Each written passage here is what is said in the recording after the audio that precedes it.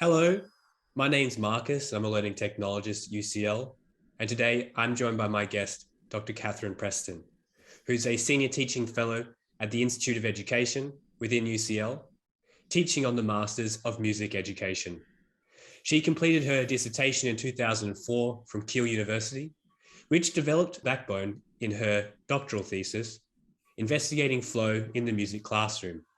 And Catherine today is here to talk about flow. And if we're lucky, perhaps she'll show us one of her ancient flutes that are a part of her musical instrument collection. Thank you, Catherine. Thank you very much, Marcus. I've called this Flow and the Pursuit of Happiness. But we're not talking about, just happy because you've had a bar of chocolate. We're talking about that really intense idea of satisfaction, happiness, and a job well done. With that in mind, I'll explain a little more about the concept of flow. The inspiration for my fascination with flow was sparked by hearing Professor John Sloboda discussing the tingle factor on Radio 4. Within a couple of minutes of listening to John, I was well and truly hooked because the wonderful tingle factor embraced two of my passions, music and psychology.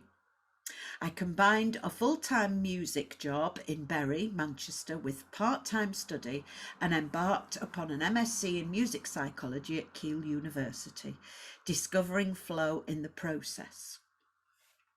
That eureka moment linked everything that drove and focused me as a person, and still does. I discovered a synergy with my work as a music teacher and educationalist, my love of playing and performing, and my academic goal of achieving a doctorate. Combining all these different aspects of my life and work into one piece of relevant research made a considerable difference to how I approach my teaching in the music classroom and beyond, and has been a challenge I've embraced ever since. From my perspective, flow has relevance because of the methods that have been applied to measure the experience in both quantitative and qualitative terms. There is already a wealth of research on flow across a wide range of contexts within work, leisure, technology, sport, and the arts, with more being added all the time. One of the challenges of any academic research is how to make it relevant to everyday life. And I have found that flow is a valid and robust concept that applies to creativity in all its forms. If people understand how moments of inspiration and excitement can be enhanced by planning and creating the ideal conditions for flow, where high and equal levels of challenge and skill meet, they are well on the way to the pursuit of happiness. Flow theory, introduced by Csikszentmihalyi, is outlined here. The best moments in our lives are not the passive, receptive, relaxing times. The best moments usually occur if a person's body or mind is stretched to its limits in a voluntary effort to accomplish something difficult and worthwhile. Csikszentmihalyi was born on September the 29th in 1934. He recognized and named the psychological concept of flow as a highly focused mental state. So, flow, also termed optimal experience, is a subjective state that people report when they are completely involved in something to the point of losing track of time and of being unaware of everything else but the activity itself. The activity must engage a person's skill level in a way that is challenging without being discouraging. And the important thing is it's a subjective experience. I show this young tennis player because tennis is an area that I love. I'm not particularly good at it, and that's the important thing with flow. It doesn't matter how good you are at something, it's your subjective state when you are involved in it. And I can spend a good 2 hours on a tennis court and experience all the things that flow has and thoroughly enjoy the whole time. People can achieve flow doing things as simple as cooking, singing, playing tennis, running, or building something. And for many years, again, I'm not very good at running, but I love doing it.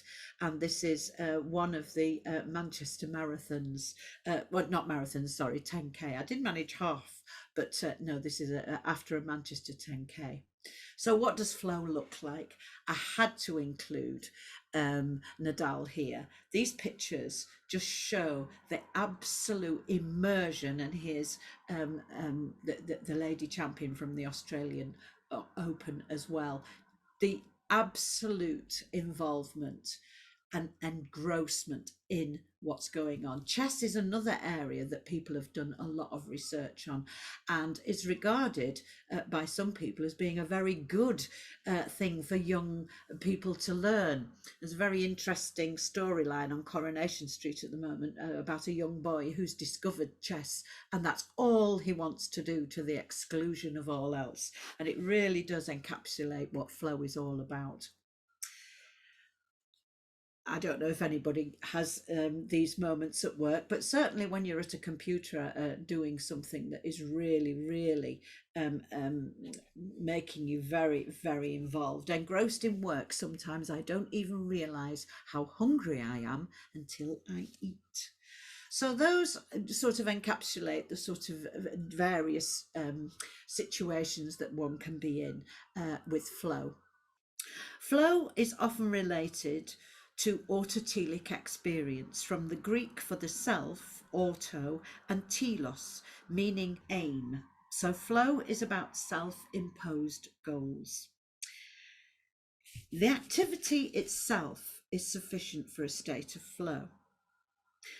The activity itself is also regarded as most important, together with the growth of complexity, defined as the extent to which individuals become intrinsically motivated to attain higher levels of challenge and skill in the course of their efforts to stay in flow.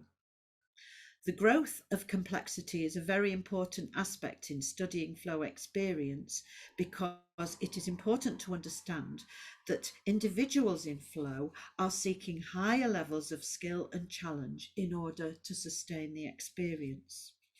Put simply, challenge and skill levels must be high and equal. In the process, one becomes totally focused and loses all track of time.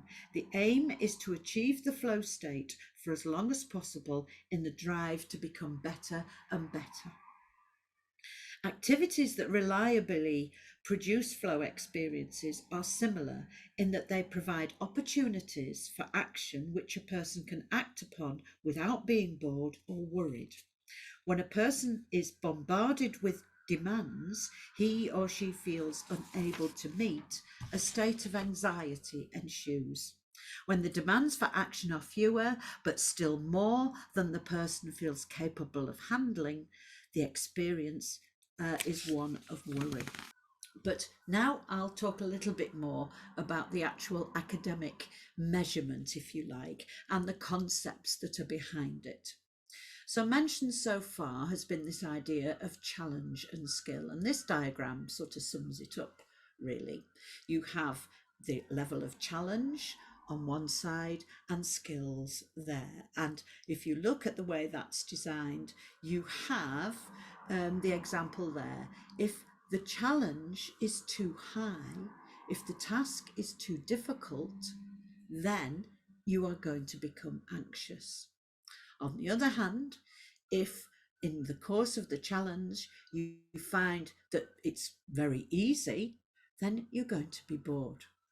And if you think of that in a classroom or educational context, and think about when it is that people become bored or anxious in the course of whatever educational activity they're involved in, what you want, obviously, is for them to be in the flow channel.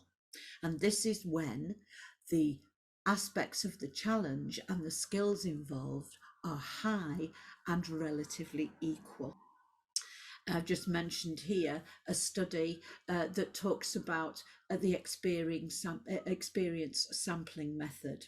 This is the way that one measures flow, and just gives you a very, very brief idea of what it's about. So this person was studying talk in the context of art making. So we have here that to describe a study using the experience sampling method to measure the immediate impact of art making on conscious experience. What is the experience sampling method? Analysis of changes in conscious experience following art making. And the experience sampling method in its simplest form, when it was first introduced, was simply using a pager. This is going back a bit now, but you could do the same with a phone. It's the same idea, where you alert someone while they're in the midst of an activity and just ask them a few questions related to how challenged they are feeling. Do they have the skills? It's all documented, and I've put a reference at the end of this PowerPoint as to how you can then analyze your questionnaires to look at the experience of flow that may or may not have been experienced in that context. The theoretical basis of the experience sampling method is rooted in the principles of social science research, which can broadly be explained as the investigation of human experience in terms of the interaction of the individual with the environment. There are many theoretical questions within this area of inquiry, and those that have been directly addressed by the experience sampling method are: what is the impact of biological and cultural inheritance on human behaviour? The second, what is the relationship between psychological processes and cognitive brain functions? And the third, what is the role of individuals in their interaction with the natural and cultural environment? The focus for my research relates to the last of these questions, and here is an overview of associated theoretical concepts. The first of these is self-actualization theory. Csikszentmihalyi drew on Maslow's concept of self-actualization, introduced to account for the way in which an individual perceives and realizes his or her potential. The most important aspect is the need for complexity, as an individual becomes more intrinsically motivated to attain higher levels of challenge and control to achieve more complex goals. This is similar to the flow state, which is characterized as an autotelic experience, a merging of action and awareness. Both concepts are concerned with in-the-moment experience, how individuals feel in control of their environment in order to reach maximum fulfillment. When this is achieved, there is a loss of self-consciousness, and the following extract from one of a series of interviews Csikszentmihalyi conducted with rock climbers articulates how this can occur. One tends to get immersed in what is going on around him, in the rock, in the moves that are involved, search for the handholds, proper position of the body, so involved he might lose the consciousness of his own identity and melt into the rock. The second concept that's most relevant here is the idea of self-determination. Self-determination theory. Deci and Ryan provide further theoretical support for the focus on intrinsic motivation and the individual's relationship with the environment. The most significant relationship between flow theory and Deci's initial work on self-determination theory is the focus on matching skills to challenges. The need for competence and self-determination includes behaviours which are intended to conquer challenging situations. Self-actualization and self-determination theory are both relevant to flow because they are concerned with self-selected goals to support personal growth and include notions of autonomy and creativity. Furthermore, they are relevant to the experience sampling method as it is designed to measure experience as it happens. So the experience sampling method is context dependent and therefore not suitable for retrospective accounts of experience. Findings from experience sampling method studies and interview reports indicate that optimal experience or flow occurs when certain conditions are present. To sum up, the most significant are that the person has clear goals, receives immediate and unambiguous feedback. The conditions coincide with participants experiencing high levels of challenge and skill. Studying flow within educational contexts has revealed similar findings. So, investigating flow in the music classroom was the area that I wanted to look at, and that was my thesis. There's a copy there. Thank you, Catherine, for that expose on flow. Really interesting to create an understanding of how it could be measured in a classroom. You mentioned feedback as a key aspect of measuring flow. Do you believe that this could be self-regulated feedback, so the students could create their own feedback by potentially comparing their work to something else, or does the feedback need to come from an external source? That's very good question. No, the feedback is self-generated. So, for instance, if an artist has just finished painting a portrait, or somebody's finished playing a piece of music or something, they will think, oh, I didn't do this quite right, I didn't do that quite right, I need to just sort that bit out.